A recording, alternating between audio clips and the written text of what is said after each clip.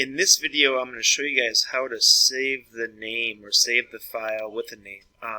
The thing I forgot to do last time, I showed you about over here changing our page settings so that we had 792 to 612, but I forgot to do the part where we actually name it. So over here in the upper right hand corner, there's a file settings piece, and under there we can change a couple things as far as the name and also what kind of increments you want to work in. We're going to leave it be pixels there.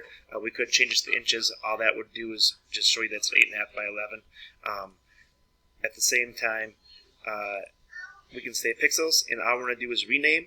Renaming is done by our hour, alright, and then we're going to call it the project name, or sorry, our login, which is your last 5, which might be LEHMA. Your first 5 might be ROBER, alright, and then middle initial, 00, and then we're going to call this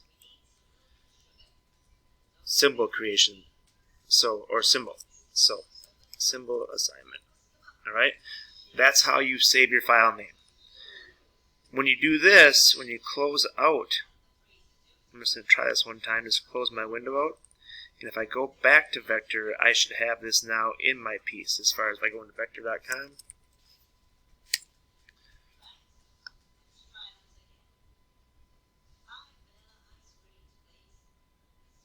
it's either if you log in or you go to my profile.